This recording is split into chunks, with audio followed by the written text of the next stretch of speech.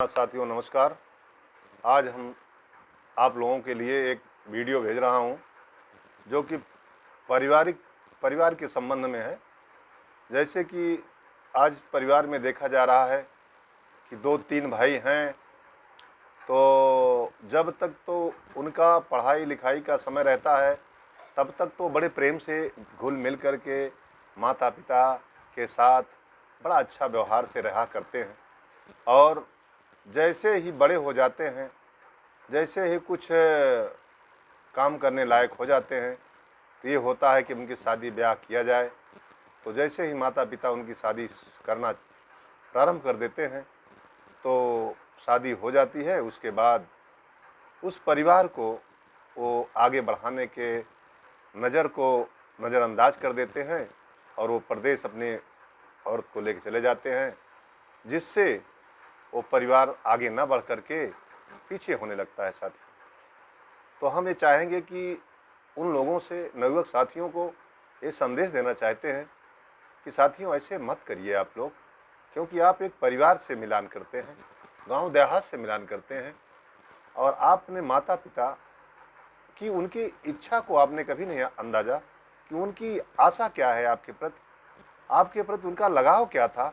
क्या उन्होंने इतनी दिनों तक आपके प्रति क्या आशाएं लगा के बैठे थे कि अपने बेटे को पढ़ाएंगे लिखाएंगे, पढ़ेंगे लिखेंगे तो नौकरी करेंगे और हमारी भी सेवा सत्कार करेंगे और परिवार को आगे बढ़ाएंगे।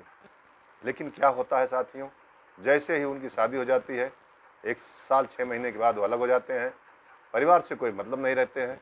इसी तरह से छोटे भाई का भी कर देते हैं तो वो भी अलग हो जाते हैं, और फिर तीसरे से करते तो वो भी अलग हो जाते हैं, और अंत में माता पिता किसी के पास रहने के कोई वो लोग आवश्यकता ही नहीं समझते कि मेरी माँ बाप भी कुछ मेरे लिए किए। तो ऐसा नहीं करना चाहिए साथियों। इसलिए हम ये संदेश देना चाहता हूँ आप सब लोगों को कि साथियों, माता पिता जैसे आपको पाला है, आपको पोसा है, बड़ी परिश्रम से मेहनत करके आपको पढ़ाई लिखाने काम किया, आपकी शादी ब्याह में खर्च किया, पैसा कमा कर उन्होंने सारी व्यवस्था किया, आप लोगों के लिए मकान बनाए रहने के लिए, लेकिन आपने उनको नज़रअंदाज कर दे रहे हैं। ये बहुत गलत बात है। और उनको आप प्रेम दीजिए, उनको आप आदर करिए, उनका सम्मान करिए, और फिर आपस में भाइयों में भी किसी भी प्रकार का कोई मनमुटाव नहीं होना चाहिए। क्योंकि वाकई में हम देखते हैं कि जहाँ भी ये विखंडन होता है वहाँ पर ज़्यादातर मर्यादा का उल्लंघन होने लगता है साथियों, बड़े छोटे का अनादर होने लगता है। जब हम बड़े को बड़ा नहीं समझेंगे तो फिर कहाँ से चल पाएगा वो परिवार, कैसे चल पाएगा।